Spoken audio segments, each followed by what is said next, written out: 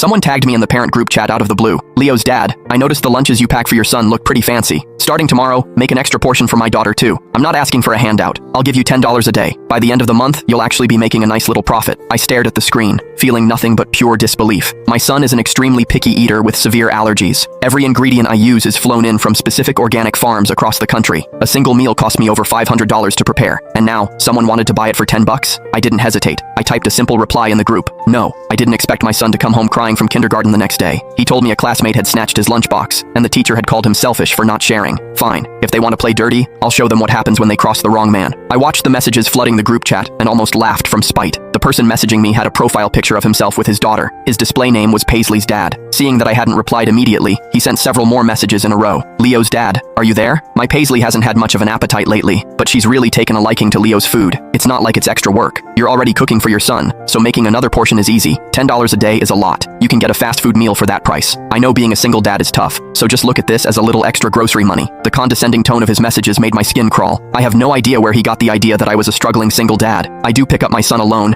and I tend to dress in casual, comfortable clothes. He must have mistaken my low-key lifestyle for weakness. My son, Leo, was born with life-threatening allergies to many common ingredients. His digestive system is incredibly fragile, so I handle every aspect of his diet myself. His beef is A5 grade organic Wagyu, and his vegetables are heirloom varieties grown without any chemicals. $10? That wouldn't even cover the cost of the eco-friendly container I put the food in. I didn't want to waste my breath, so I typed a quick response. I'm busy, and my son's meals are very expensive. $10 won't cover it. I thought a direct rejection would be the end of it. Instead, he sent a long voice note to the entire group. Oh, come on, Leo's dad. We're all parents in the same class. What happened to helping each other out? It's just a few pieces of meat and some greens. How expensive can it be? You act like you're serving him gold on a plate. You should raise a son with grit, but a girl needs to be pampered. My Paisley is a princess, and she's growing. Why are you being so difficult? My blood started to boil as I listened to his ridiculous rant. I was about to go off on him when the homeroom teacher, Ms. Miller, jumped in. Leo's dad, Paisley's father, is only thinking about the children. Our school encourages the spirit of sharing. Since Paisley likes Leo's food, perhaps you could put in a little extra effort. It would help the children bond, wouldn't it? Seeing the teacher take his side made my face turn cold. I had just moved Leo to this high-end bilingual kindergarten, thinking the environment would be better. I didn't realize the staff would be just as classless. I tossed my phone aside and ignored the rest of the notifications. They could say whatever they wanted. There was no way in hell I was cooking for that brat. The next afternoon, I went to pick up Leo from school. As I approached the classroom, I saw him standing alone in a corner. His eyes were red, and his face was streaked with tears. My heart twisted painfully. I ran over and pulled him into my arms. Leo, what happened? Who hurt you? Leo saw me and let out a sob, clutching my shirt with his tiny hands. Daddy, I'm hungry. Paisley took my food. My head began to throb with a sudden, sharp anger. I prepare exactly enough food for Leo's needs. If he didn't eat lunch, he had been starving for the entire day. More importantly, with his condition, missing a meal could lead to low blood sugar or stomach cramps. I suppressed my rage and turned to find Ms. Miller. She was laughing with a few other parents, but her smile vanished the moment she saw me. Leo's dad, you're here. I actually needed to have a word with you. Leo was very difficult during lunch today. Paisley just wanted to try a bit of his food, but he refused to let her have any. He even made her cry. I've already scolded Leo for his behavior.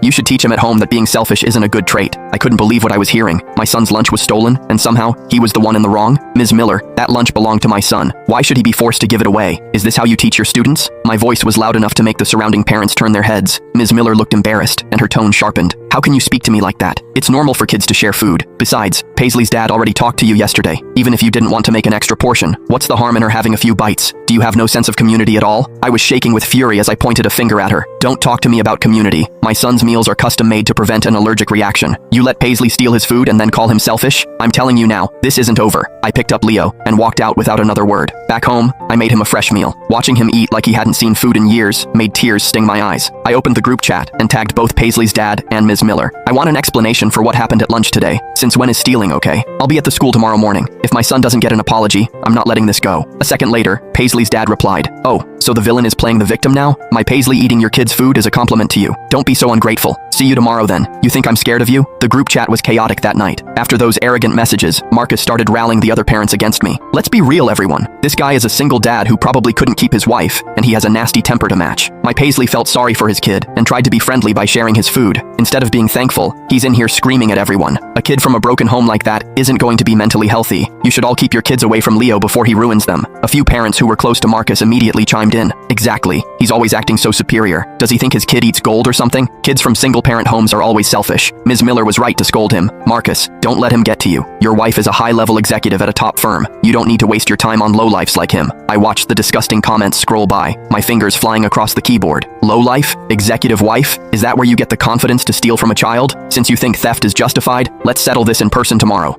We'll see who really doesn't belong in this school. I logged out of the app immediately. Anger was burning in my chest, but I forced myself to be calm. Marcus Thorne thought he could rule the school just because his wife had a fancy title. He even had the teacher in his pocket. Did he really think his little bit of influence made him untouchable? I walked onto the balcony and called my assistant. Get me the access codes for the school's security cameras. And look up a parent named Marcus Thorne. I want to know everything about his wife's background. Give me every detail. I want to know exactly what cards they're holding. I took a deep breath as I hung up. I had always kept a low profile to give Leo a normal, quiet life. I even sent my driver to the parent-teacher meetings. I never thought my humility would be seen as an invitation for these people to step on me. If they wanted a war, I'd give them one they wouldn't survive. The next morning, I arrived at the school right on time with Leo. I didn't go to the classroom. I headed straight for the principal's office. I wanted the principal to pull the footage and see the truth for himself. But halfway there, Leo tugged on my hand. Daddy, I left my sketchbook in the classroom. Can I go get it real quick? I nodded and let him go, waiting for him in the hallway. Less than 2 minutes later, a sharp, terrified scream came from the classroom. My heart nearly stopped. I sprinted toward the door. When I reached it, the scene inside made my vision turn red. Leo was huddled on the floor, his face pale and soaked with tears. That chubby girl, Paisley, was ripping Leo's sketchbook to shreds, making ugly faces at him as she destroyed his drawings. Her father, Marcus Thorne, was standing over Leo. He was holding a piece of dry, cheap, mass-produced bread and trying to shove it into Leo's mouth. Eat it. You love being so protective of your food, don't you? I'll make sure you get your fill today. My Paisley wanting your stuff is a blessing. How dare you try to hide it from her? Leo was struggling and coughing. The dry breadcrumbs were choking him, turning his face a dangerous shade of purple. When Marcus saw Leo resisting, he raised his foot and slammed his heavy leather boot down onto Leo's small hand. Ah! Leo let out a gut-wrenching cry. In that instant, every ounce of my restraint snapped. My logic was replaced by a cold, murderous rage.